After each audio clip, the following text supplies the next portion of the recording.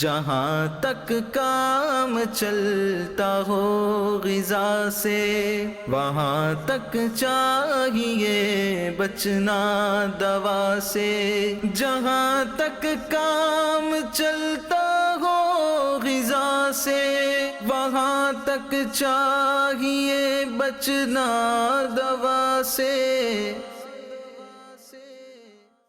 अल्हम्दुलिल्लाहि रब्बिल आलमीन वस्सलातु वस्सलामु अला सय्यिदिल अंबियाइ वल मुरसलीन अम्मा बाद फ़अऊज़ु बिल्लाहि मिनश शैतानिर रजीम बिस्मिल्लाहिर रहमानिर रहीम अस्सलातु वस्सलामु अलैका या रसूलल्लाह व अला आलिका व अस्हाबिका या हबीबल्लाह अस्सलातु वस्सलामु अलैका या नबियल्लाह व अला आलिका व अस्हाबिका या नूरल्लाह।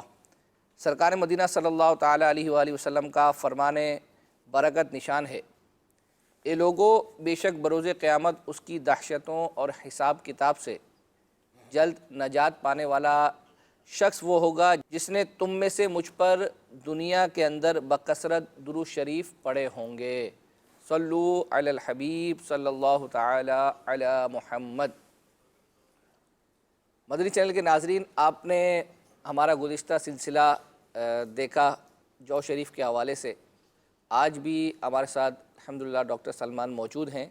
आज भी एक मौजू लेकर आपके साथ हाज़िर हुए हैं, तो डॉक्टर साहब से इंशाअल्लाह पूछते हैं कि आज डॉक्टर साहब हमें किस चीज़ के हवाले से बयान करेंगे। अस्सलामु अलैकुम वरहमतुल्लाहि वबरकातुहू। वालेकुम सलाम। कैसे हैं डॉक्टर साहब? अल्हम्दुलिल्लाह।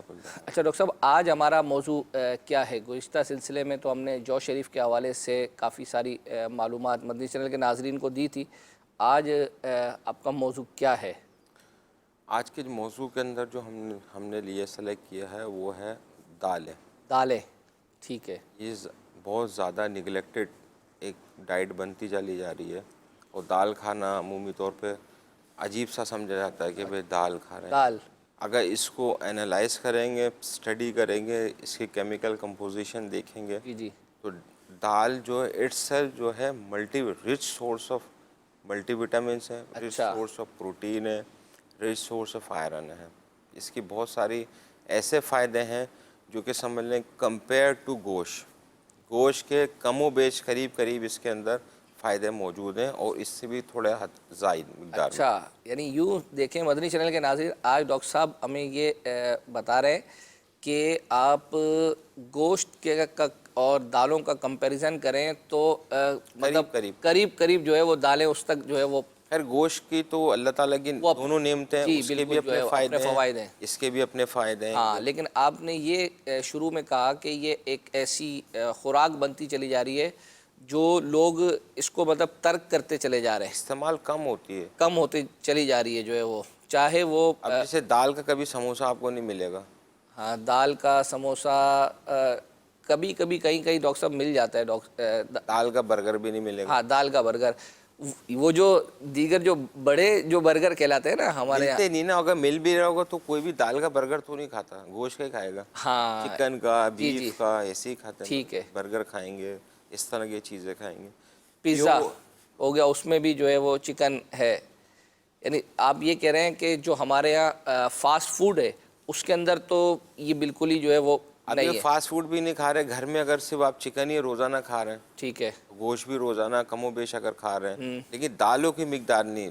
जो चीज़ हम ऐड करना चाह रहे हैं कि बैलेंस डाइट का कंसेप्ट देना चाह रहे हैं। ठीक है, कि बैलेंस डाइट क्या होती है? बैलेंस डाइट ये होती है उसमें हर चीज़ आपके रूटीन के अंदर शामिल हो। ठीक है, हफ्ते के अंदर 7 दिन है, 7 दिन के अंदर आप दालों का इस्तेमाल भी करें, सब्जियों का इस्तेमाल भी करें, ठीक है, वाइट मीट का इस्तेमाल भी करें और रेड मीट का इस्तेमाल भी करें। अच्छा, लेकिन अब डिपेंड करता है आपकी एज क्या है, आपकी कंडीशन क्या है, उस हिसाब से फिर डॉक्टर आपको सही मशवरा दे देता है कि अगर आपकी एज ज़्यादा है, कोलेस्ट्रॉल है, डायबिटिक है, ब्लड प्रेशर है, तो आप ये रेड मीट अपना रिड्यूस करना शुरू कर दें।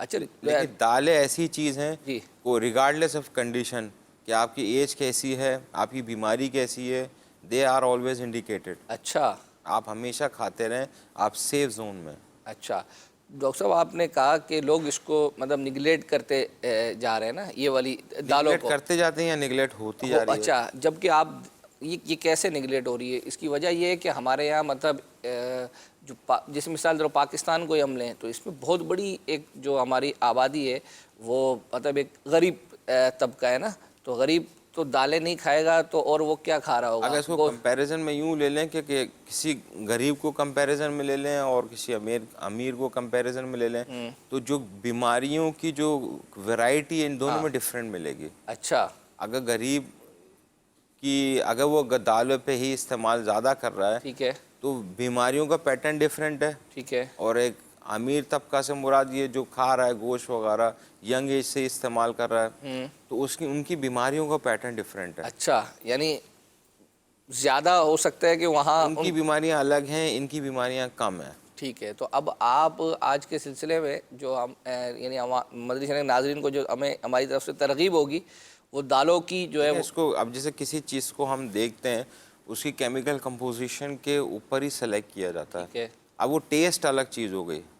टेस्ट में अगर किसी को समझ में आए ना आए वो अलग फैक्टर है। अच्छा, तो मैं तो क्लिनिकली स्टैटिस्टिक्स के हवाले से ठीक है, बयान इसमें कितने मिनरल्स हैं, कितने विटामिन्स हैं जो हमारी बॉडी के लिए फ़ायदेमंद हैं, उस एंगल से मैं उस नीयत से मैं बताने की कोशिश कर रहा हूँ। ठीक है, अब जैसे ज़्यादातर लोग जो गोश्त का इस्तेमाल करते हैं ये रिच सोर्स होता है प्रोटीन का, सही है। अब किसी को गोश्त खाना ममनू हो गया है, बंद हो गया, मना कर दिया, डायबिटिक उसकी शुगर की वजह से, कोलेस्ट्रॉल हाई की वजह से या दिल के अमराज की वजह से, ठीक है, तो उनके लिए अल्टरनेटिव डाइट क्या है? अब किसी को गोश्त बंद हो गया, अल्टरनेटिव डाइट क्या है, वो क्या खाएगा? डेफिनेटली वो दालों का इस्तेमाल करना, बचा क्या, सब्जियां आ गई। तो अल्टीमेटली अगर आप इन चीज़ों पे आएंगे तो आना तो आपने यहीं पे ही है। अच्छा, तो डे वन से अगर आप शुरू से आप हैबिचुअल हो जाएंगे, पार्ट अपनी डाइट का रखेंगे। अब जैसे प्रोटीन जो होता है, प्रोटीन बॉडी का वेरी इंपॉर्टेंट पार्ट होता है। अच्छा, जैसे जितने हमारे मसल्स बने हुए हैं, बॉडी बनी हुई है, सारा रिच सोर्स है प्रोटीन है। अच्छा, ये प्रोटीन दालों के अंदर 35% प्रोटीन जो बॉडी का हो जाए वो दालों के ज़रिए आपको मिल जाता है।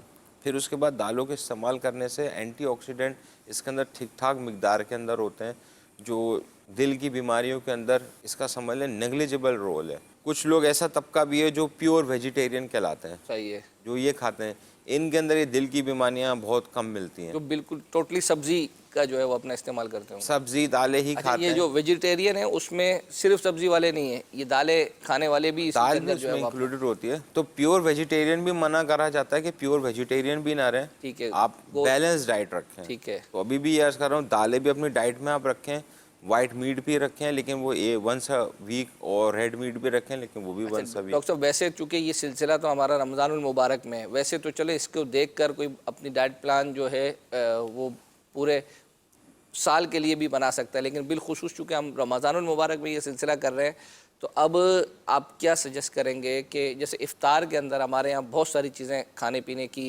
होती है, तो उसमें मतलब दालों का इस्तेमाल कैसे किया जाए? अब सीधी बात है, अमीर सुन्नत ने कबाब समोसे के नुकसानात एक रिसाला भी मुरतब किया है, लेकिन आप समझ सकते हैं कि लोग इसके बावजूद भी यानी होती है हमारे दस्तरखानों पर कबाब भी समोसे भी, तो क्या ऐसा हो सकता है कि जो इस तरह की चीज़ें वहाँ होती है दस्तरखान में तो उनमें दालों का इस्तेमाल किसी एतबार से हो? देखिए अब ये इफ्तार करने के लिए कबाब समोसा और यही होना ज़रूरी तो नहीं है।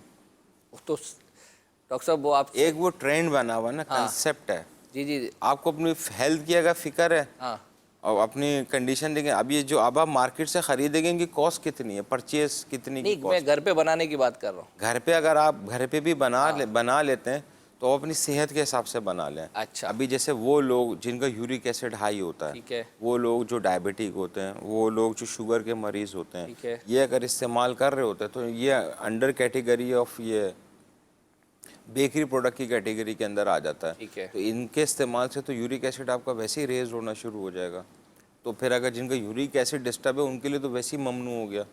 और यंग एज से आप इनका इस्तेमाल करेंगे, अगर घर में बना के भी आप खा रहे हैं, जैसे घर में कबाब बनते हैं मिसाल के तौर पर, अगर वो दालों आप दाल के कबाब बना, दाल का कबाब जो है वो बना रिकमेंडेड ले। है ऐसी, आप बना के खा सकते हैं। ठीक है, घर का आप भले दाल के कबाब बना के खाएं, घर के अंदर जो भी बना के खा सकते हैं। यानी मैं ये अर्ज़ कर रहा हूँ, देखें डॉक्टर साहब हम एक सिलसिला कर रहे हैं, आप भी समझ सकते हैं कि इस सिलसिले को देखने के बाद किसका बड़ी टोटली जिसका जहन बन जाए कि नहीं अब जो है वो दालें ही खानी है।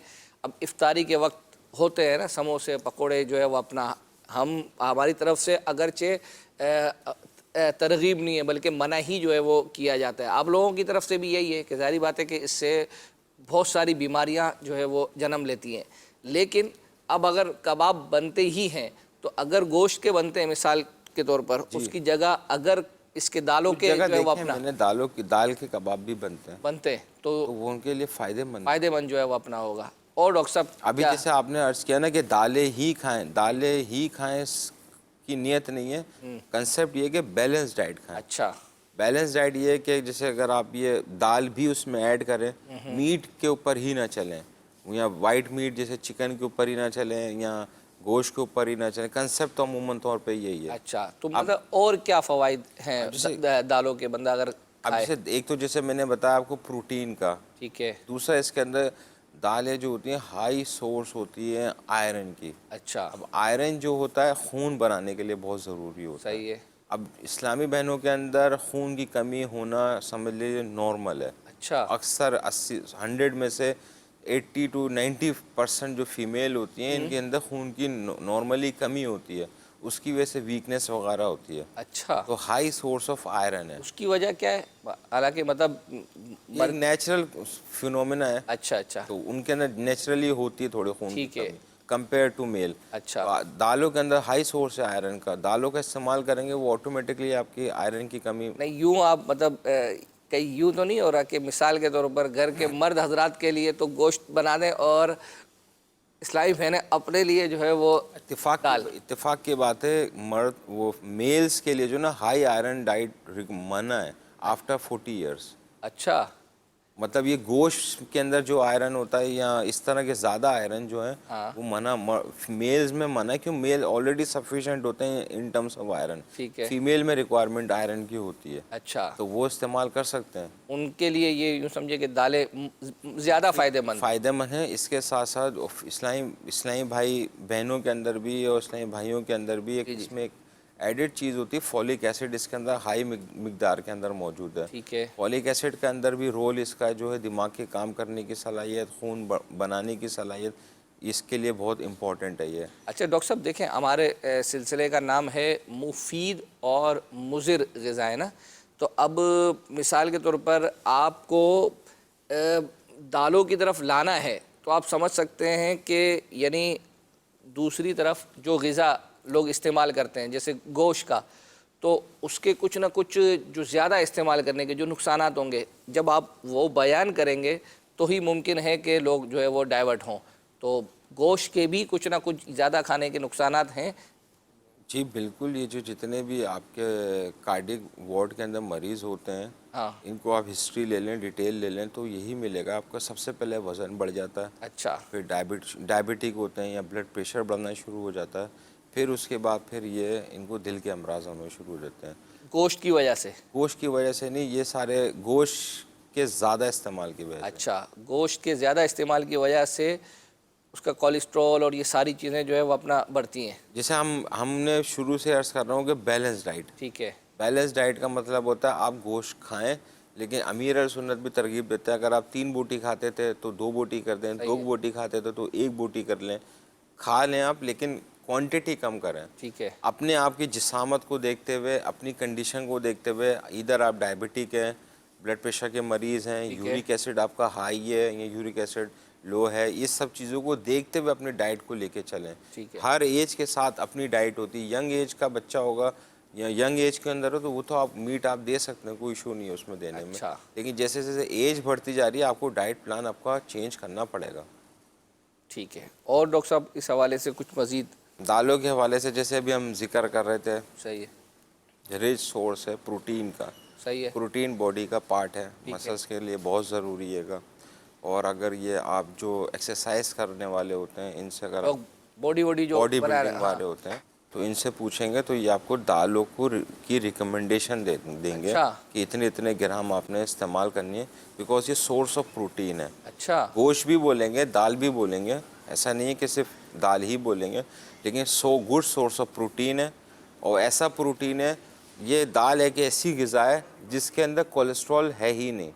अच्छा, आप इसको जितना भी खा लें चर्बी आपकी रेज नहीं होगी, अच्छा, कोलेस्ट्रॉल रेज्ड ही नहीं होगा। ओ हो। और इसके अंदर एनर्जी लेवल इतना है कि जैसे आप दाल अगर आपने आधा किलो भी मिसाल के तौर पर अगर खा ली, हाँ तो ये आपको एनर्जी भी देगी, सोर्स ऑफ आयरन भी देगी, प्रोटीन भी देगी, और आपका वज़न कम करने के लिए भी बहुत फ़ायदेमंद है दाल। अच्छा जी, क्योंकि ये इसका फैट तो इसमें है ही नहीं, ठीक है, कैलोरी जो अमाउंट ऑफ कैलोरी जो बॉडी को चाहिए वो इससे मिल जाती सही है। है, चर्बी इसके अंदर है नहीं, अच्छा खाली प्योर अक्सर प्रोटीन है इसके अंदर।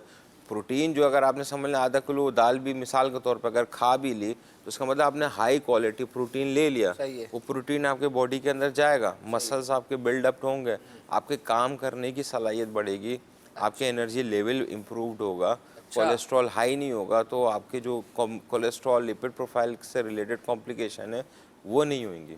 यानी यूँ समझिए कि जो जो कोलेस्ट्रॉल के जो मरीज़ हैं जिनका मतलब ये हाई रहता है या जो भी है, तो वो क्या उनको यही रिकमेंड किया जाता है कि वो दालें जो है वो ज़्यादा से ज़्यादा खाएं? जो अगर अभी जो रिसेंटली हमें डायग्नोस्ड होता है मरीज़ के, इनका लिपिड प्रोफाइल डिस्टर्ब आया, ठीक है, कोलेस्ट्रॉल इनका हाई है, ट्राइग्लिसराइड इनका हाई है, तो इनको हम डेफिनेटली इनको साथ एक दवा 2-3 दवाइयाँ लिख के दी जाती हैं। ठीक है, वो दवा का भी काम क्या होता है, दवा ये काम कर रही होती है जो आपके अंदर ट्राइग्लिसराइड कोलेस्ट्रॉल रन कर रहा है ब्लड के अंदर, वो उसको ख़त्म कर रहा होता है या उसकी सिंथेसिस को रोक रहा होता है। ठीक है, अब आप इसके ये रोक रहा, इसके साथ आपको परहेज़ करना ज़रूरी है। अच्छा, this is not the case कि मतलब कि आप अगर अपनी डाइट पैटर्न भी वो रखें और ये दवाइयाँ भी खाते रहें, दोनों चीज़ें कॉम्बिनेशन में काम नहीं करती। आपको परहेज़ करना ज़रूरी होता है। वो चीज़ें जो आपका कोलेस्ट्रॉल हाई करे वो तो आपको रोकनी है, ज़रूरी ठीक है, साथ आपने मेडिसिन लेनी है, ठीक है, फिर प्लस आपने जो लिपिड प्रोफाइल का टेस्ट है वो आपको रिपीटेडली कराते रहना है, डॉक्टर से मशवरे के अंदर रहना है। अदरवाइज़ अगर आपने ये फेल टू डू, आप कॉम्प्लिकेशन की तरफ चले जाते हैं। अच्छा। लेकिन हमने एक अपने तौर पर सुना है, लोग कहते हैं कि दालें खाने से इसका साइड इफ़ेक्ट भी जो है गैस वगैरह का हो जाता है, तो क्या ये सही है या नहीं हाँ, है? ये ऐसा टेक्निक है, ऐसा हो जाता है। अच्छा, तो ये इसका इतना सिग्निफिकेंट साइड इफ़ेक्ट नहीं है जितना सिग्निफिकेंट इसके खाने के फ़ायदे हैं। अच्छा, और ऐसी गैस का हो जाना तो दिस इज़ नहीं नॉर्मल। ये क्या कम मिकदार में यानी ज़्यादा मिकदार में खाए तब होगा या? डिपेंड करता है, कुछ लोगों को कुछ प्रोटीन, जिसमें बेसिकली प्रोटीन होता है ठीक ज़्यादा। है, अब प्रोटीन जो होता है, कुछ लोगों को कुछ प्रोटीन सूट करता है, ठीक कुछ है, को सूट नहीं करता। सही है, किसी को कोई मूंग की दाल सूट, पता भी नहीं होगा उसको कि ये मुझे सूट नहीं करती, अच्छा, क्योंकि ये प्रोटीन है। सही है, और किसी को कोई दाल सूट नहीं करती, तो वो दाल खाएगा तो उसके बाद वजह उसके से जो अंदर है वो अपना उसको उस दाल की वजह से ये मिल सकता है। ठीक तो है, कुछ लोगों को चने की दाल की वजह से ऐसी हाँ ये होता है। ब्लोटिंग टाइप की मिलती है। अच्छा डॉक्टर साहब, ये जो अभी आपने दालों का बताया, अब एक है चने की दाल और एक है खुद चना, तो क्या ये चना भी ये दाल की किस्म में है? चना भी आप खा सकते हैं, चना खुद itself high source of iron है। अच्छा, चने तो रिकमेंडेड भी मैं बहुत ज़्यादा रिकमेंड करता हूँ, जो लोग बिंज ईटिंग करते हैं या बीच के अंदर जो खा रहे होते हैं, जी जी, तो अक्सर तो मैं ये रिकमेंड करता हूँ कि जैसे कि आप चने अपने पास रख लें।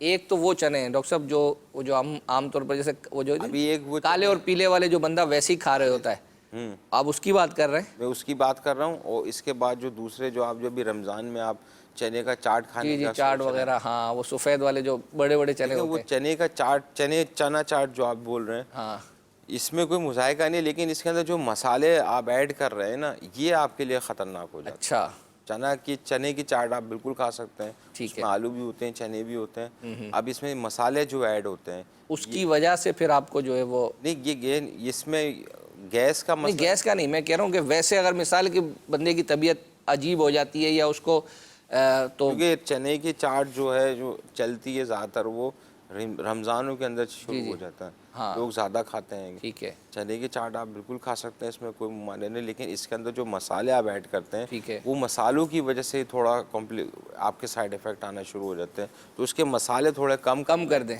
सादा मिकदार में खाएं, नमक इसके अंदर रिड्यूस कर लें, और अच्छा कॉम्बिनेशन करके दही के साथ अगर अच्छा। इस्तेमाल कर लें। देखो डॉक्टर साहब कैसे कैसे आपको जो है वो लजीज ग़िज़ाएँ भी बता रहे हैं रमज़ानुल मुबारक में, कि चने तो वैसे ही चलते हैं, लेकिन डॉक्टर साहब ने जैसे बताया कि मिसालें कम कर दें और दही के साथ मैं ये अर्ज़ करूँगा मदनी चैनल के नाज़रीन को कि एक बहुत बड़ा तबका है जो मतलब गुर्बत में है और वो इस तरह की चीज़ें इस्तेमाल करता है जैसे दाल वगैरह, और एक जहन होता है कि जब भी देखें कि वो अपने बच्चों को गोश्त नहीं खिला पाते। तो एक बड़ा मतलब एक मायूसी वाला होता है कि देखें दूसरों के बच्चे तो जो है वो अपना गोश्त खाते, तो वो लोग दालों को यानी उस तरह से समझते नहीं हैं। तो मैं तो ये समझता हूँ कि आपके सिलसिले में ये जो आपने चीज़ें बयान की हैं ये तो बहुत ज़्यादा फ़ायदेमंद है भाई। दालें। किसी भी चीज़ का अगर उसको केमिकल कंपोजिशन देखेंगे, उसके फ़ायदे देखेंगे, तभी रिकमेंड किया जाएगा। ठीक है। अब इसको खाना वैसे समझा जाता है तो ये गलत समझा जाता है। इसके अभी जैसे वो लोग जो अगर आप किसी एक उस बंदे को दिमाग में ले लें कि वो अगर खाता था गोश्त, हाँ। अच्छा खाता था गोश्त, तो उसका भी स्टेटस अभी देख लें क्या है। अच्छा। कितनी बीमारियों के साथ वो हो। इंगेज्ड है। अच्छा। तो इन डॉक्टर साहब वो जो एक जुमला है, घर की मुर्गी दाल बराबर, यानी यूँ समझें कि यानी ये एक मुहावरे भी जो है ना लोगों ने बनाए हुए हैं। यानी वो दाल को वाकई वो किसी कैटेगरी में जो है वो आता है कि यानी यूँ समझें कि बाद औक़ात अगर पता चल जाए कि भाई घर पे दाल पकी हुई है तो वो मूड ऑफ सा जो है वो हो जाता है। वो एक देखें, ये साइकोलॉजिकल इम्पैक्ट भी होता है। अच्छा।